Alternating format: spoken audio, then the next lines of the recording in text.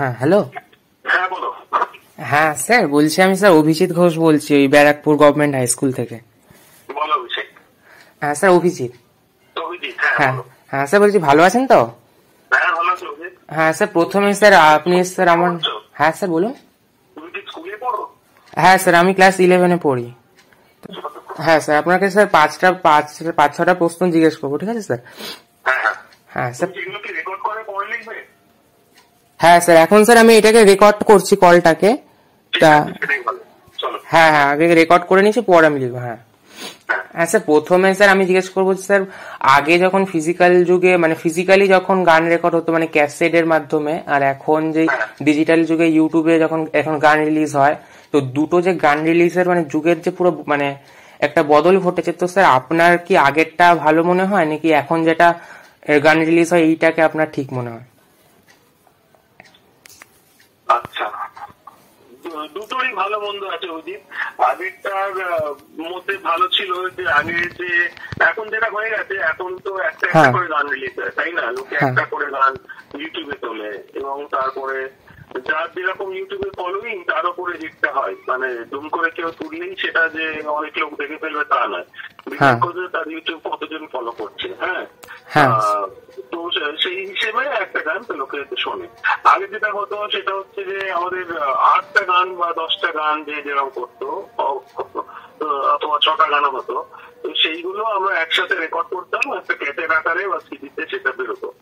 হ্যাঁ, এর মধ্যে আগেরটাতে একটা ভালো জিনিস ছিল যে ধরো আমাদের যখন প্রথম অ্যালবাম গুলো রেকর্ড হয়েছে, যাত্রা শুরু খুবই যথাযথ হয়েছে, আমার সুরক্ষিত বন্ধুরা আরো প্রথম দিকে যে অ্যালবাম, তখন অব্দি এই চলটা ছিল। তো সেটা হচ্ছে আমরা স্টুডিও ঢুকতাম 7 দিন 8 দিন 10 দিন স্টুডিওতে সব ইনস্ট্রুমেন্ট নিয়ে, এবং তার মধ্যে ওই গানগুলো মোটামুটি একটা ভাবা থাকতো কিরকম কি মিউজিক হবে, কিন্তু তাছাড়াও স্টুডিওতে এটা ওটা বাজিয়ে দেখতাম কোনটা ভালো লাগছে কি লাগছে, দিয়ে আমরা গানগুলো রেকর্ড করতাম একেবারে 8টা গান 10টা গান এইভাবে আর কি।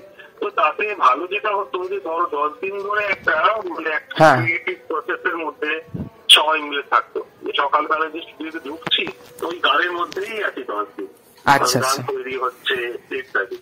এবং তখন আরেকটা ব্যাপার ছিল যে যেহেতু সিডি আর ক্যাসেট লোক কিনতো, মানে তোমার পুজো জামা কাপড় যেমন নতুন কিনতো না, তার সাথে অনেকেই জানে যারা মিউজিকের দোকানেও ঢুকতো, জামা কাপড় মিউজিকের দোকানে ঢুকে জিজ্ঞেস করতো নতুন কি কি বেরিয়েছে। এবার যে দোকানদার, তো সে তাকে মানে আমার বন্ধু বান্ধব আছে প্রচুর গড়িয়াহাটে যাদের মিউজিকের ছোট ছোট দোকান দোকান ছিল, তো তারা তাদের বার করে করে দেখাতো এই যে পুজোয় এনারি অ্যালবাম বেরিয়েছে, ওনার অ্যালবাম বেরিয়েছে, সেখান থেকে লোকে তাদের বাজেট অনুযায়ী তারা কেউ 2-10টা, আমি এরকম লোককে দেখেছি যে প্রায় 10টা-12টা করে অ্যালবাম কিন্তু নতুন যা যা বেরিয়েছে পুজো। সেই জলটা তো উঠে গেল, কারণ ওই ফরম্যাটটা চেঞ্জ হয়ে গেছে। তো এখন আর কেউ ক্যাসেটে তো শোনে না, অথবা সিডিতেও গান শোনার অভ্যেস নেই, আর সিডিও তো সিডি প্লেয়ারও পাওয়া যায় না, সিডিও সেবার পাওয়া যায় না।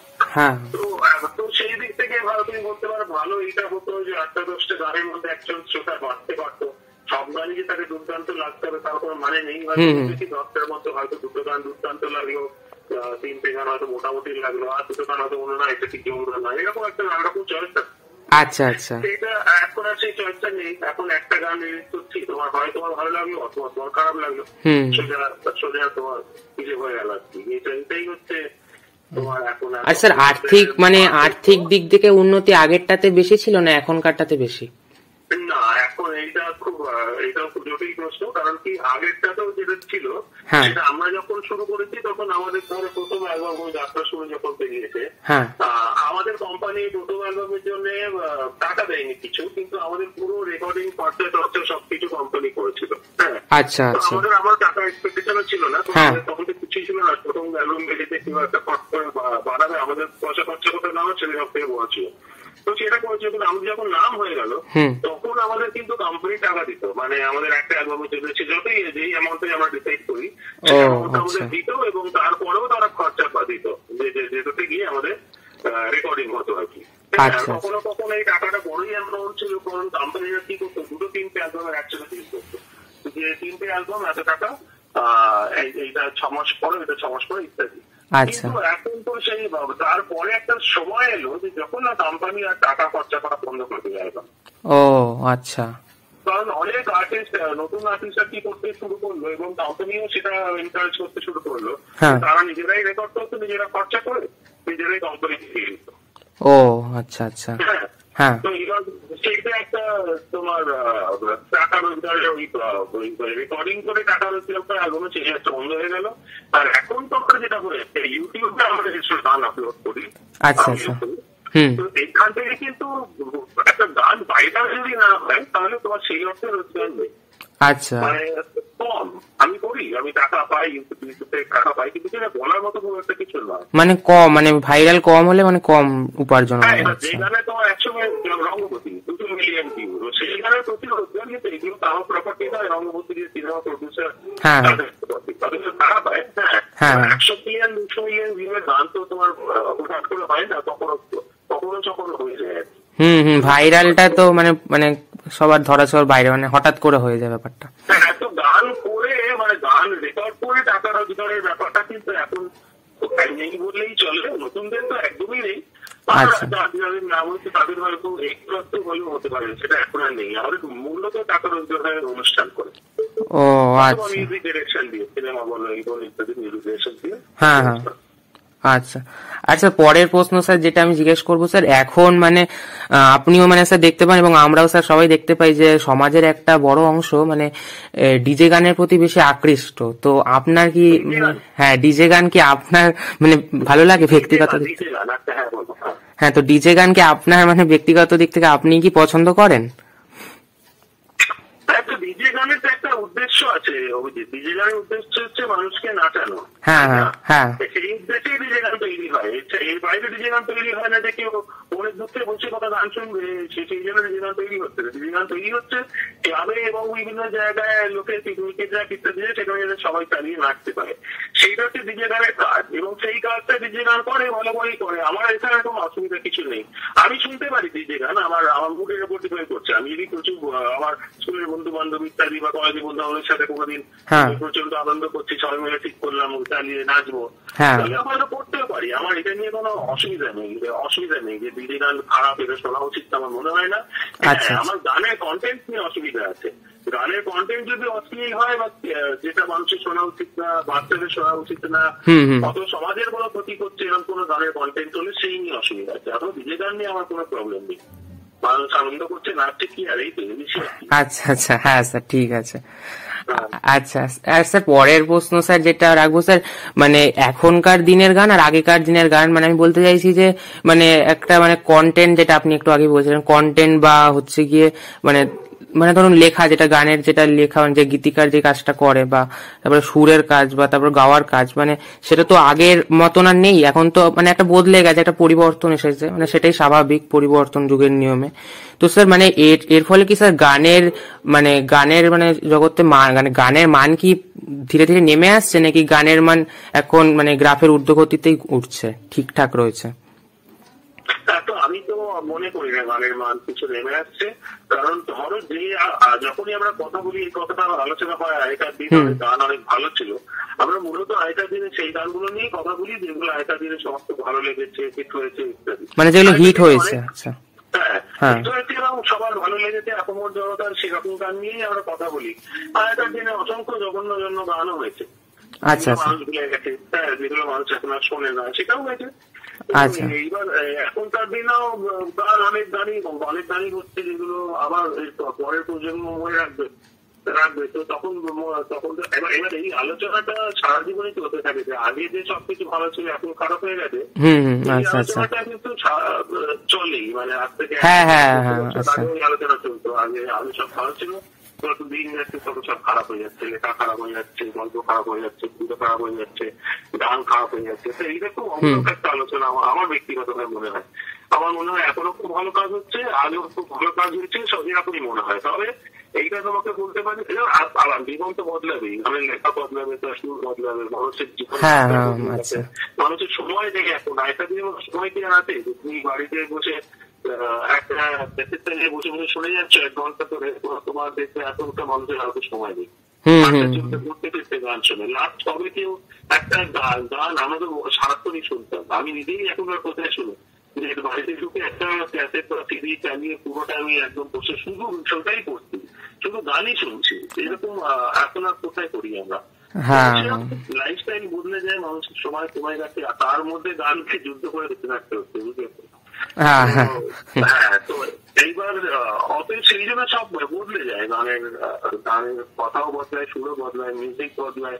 এখন আমরা গান করতে গেলে সবসময় সিনেমার গান কম্পোজ করতে গেলে সবথেকে আগে প্রডিউসার এসে বলে যে এত যেন এমন একটা করবেন যার প্রথম 1 মিনিটেই লোকে ভালো লাগতে শুরু করে। এটাকে ভাবতে হতো না, এখন এরকম ভাবতে হয় যে 1 মিনিট 1.5 মিনিটে যদি লোকে যদি মানে ফর এক্সাম্পল রঙ্গবতী, তুমি দেখবে রঙ্গবতীর মিউজিক তো ওইটুকুই করেছি, এর বেশি কিছু নেই। কারণ কি আমি জানি আমার মানুষের সময় নেই, এর বেশি একটা মিউজিক করে শোনার সময় নেই, ওইটুকু মিউজিক গান শুরু তুমি দিতি। হ্যাঁ, মানে অল্প সময়ের মধ্যে কাজটা করতে হবে। হ্যাঁ, অল্প সময়ের মধ্যে লোকের অ্যাটেনশন ড্র করতে হবে, শুধু কাজ নয়। হ্যাঁ, আচ্ছা, তুমি একটা ইউটিউব ভিডিও দিলেও তুমি যদি 5 মিনিট ধরে কোনো কিছু বর্ণনা দিতেই থাকো, তুমি দেখবে লোকে ভিডিওটা দেখবে না। তোমার একদম 1 মিনিটের মধ্যে তোমার লোককে একটা এমন জায়গায় পৌঁছে দিতে হবে যে লোকে মনে হবে আর এটা দেখতে দেখি। আচ্ছা আচ্ছা, তোমাকে এবার তুমি দূরের সাথে থাকো, অতবার থেকো না, এটা হচ্ছে। হ্যাঁ হ্যাঁ, আচ্ছা আচ্ছা। আর স্যার বলছি এর পরে স্যার যেটা জিজ্ঞেস করবো স্যার, করোনা আবহ এখনো চলছে আমাদের সবার মানে সমাজের মধ্যে। তো স্যার মানে করোনা আবহে মানে যারা মানে আপনাদের মতন যারা প্রতিষ্ঠিত গায়ক যারা সমাজে, তো স্যার আপনাদের কি মানে গানের বিভিন্ন অনুষ্ঠানের ক্ষেত্রে মানে সমস্যা হয়েছে? খুবই সমস্যা হয়েছে। আমরা তো ধরো আমাদের যেমন হোলির পরে অনুষ্ঠান চলছিল, তখন বিশেষ করে রঙ্গবতী হিট হওয়ার পর সেটা হঠাৎ করে করোনা এসে বন্ধ হয়ে গেল। 1.5 বছর আমরা বাড়িতে ছিলাম, তো এখন আবার সব শুরু হয়ে গেছে এদিকে।